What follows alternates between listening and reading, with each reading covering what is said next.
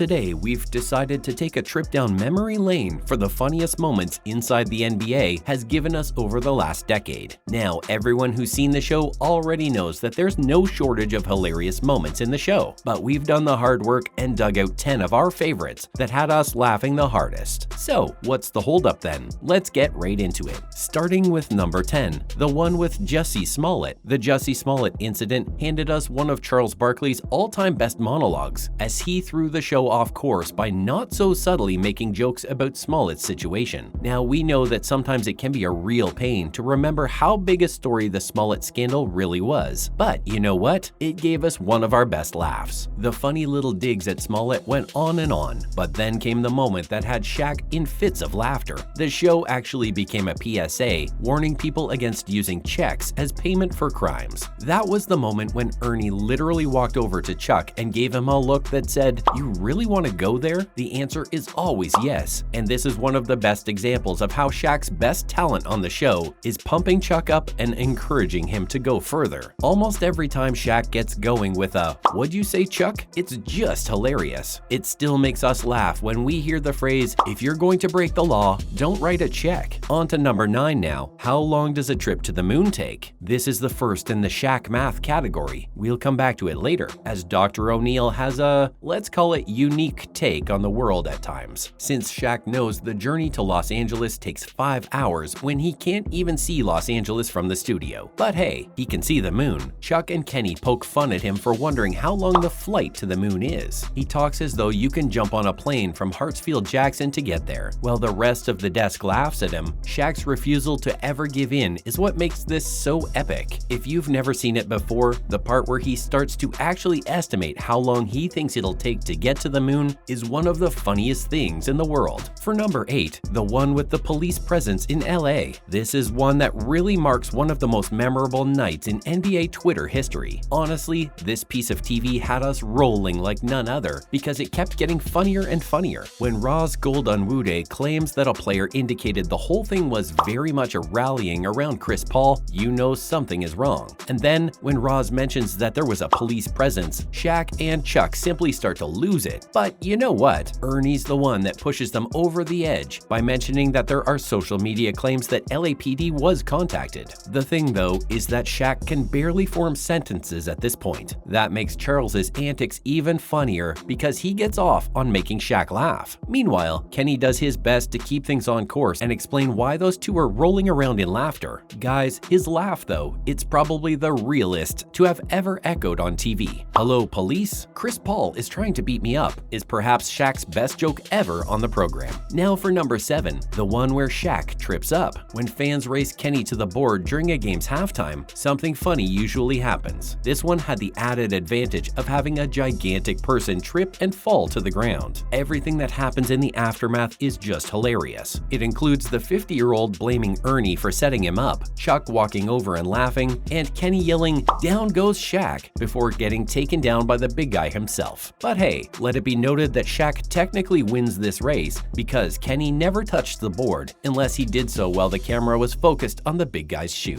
On to number 6, the one where Chuck's found apologizing to the women of San Antonio. For years, whenever the Spurs were mentioned, everyone on set would just wait for Charles Barkley to make a joke about those big old women of San Antonio. This would usually bring up churros, which once led to an amusing display of how they eat them. Now that had Shaq and Ernie dying. The best part of that bit was when Barkley shocked Ernie by saying he needed to apologize to the women of San Antonio. Why? Just because he finally tried a churro and realized what all the fuss was about. The 7-footer had to leave the set after actually doing a spit take, but Baron Davis, who's filling in for Kenny, does a terrific job of encouraging Chuck to keep going. Dear God, it was like that joke had no end. At number 5, when a man's doing you in the post. There's this clip from the show that fools you into thinking it's simply Barkley dishing out some analysis until the camera cuts to Shaq. Now that guy's responding to Chuck while literally vibrating physically because he's trying so hard not to laugh. Nothing would make us happier than to hear whatever was captured when the TNT crew took a break and began talking about this. If this reaches Charles Barkley and he'd like to send it to us, please do. Moving to number 4, the one with James Harden being the All-Star Draft's last pick. This moment stands out from the others on this list since it doesn't involve any members of the the inside crew. Here's what the situation was like. Earlier that day, James Harden had been dealt by the Brooklyn Nets after a total meltdown between the player and the team. Now, as a result, Kevin Durant had to go choose his all-star team to compete against a LeBron James assembled side. LeBron knew precisely how to play this because he has experience with the all-star draft process and had previously been roasted at the draft. What's more, the inside guys knew just how to rile up KD, even though the inevitable happens as it slowly escalates. With player after player going off the charts before Harden, you cannot help but chuckle. And when Chuck says that he got traded and is healthy now, even the emotionless Durant breaks down in tears. This right here is why the All-Star Draft exists and why the TNT crew gets to host it. At number 3, the one with the joke about paying $6.99 to catch Lakers Bucks. This is one of the times they managed to also include Ernie in the fun, and that makes it one of our personal favorites. "I dare you," Chuck says as he prepares to rip into this, and they spend the next 4.5 minutes absolutely losing it over the thought that anyone would pay $6.99 to watch the Lakers squad, which went 17-65. If y'all pay $6.99 for that, y'all get bamboozled. It's further made funnier by Kenny, who's usually trying to keep Chuck and Shaq in line, being completely wrong when he tries to explain that it's just $6.99 for the season and not one game. He's, of course, completely wrong. Just Kenny things, you know? Ernie,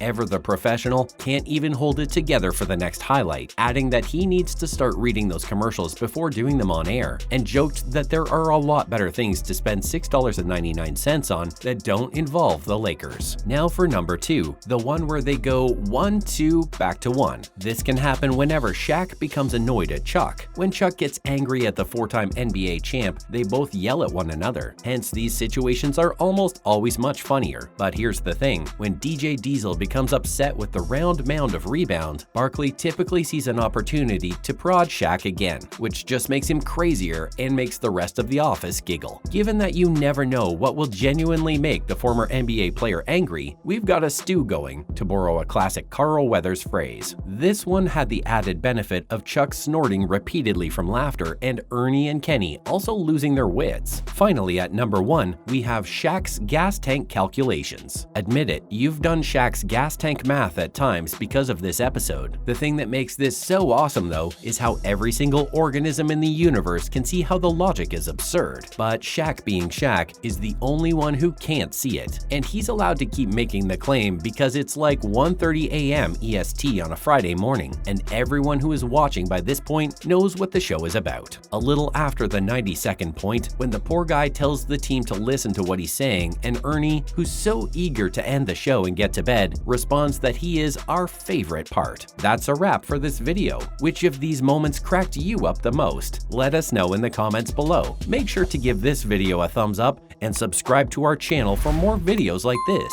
See you in the next one.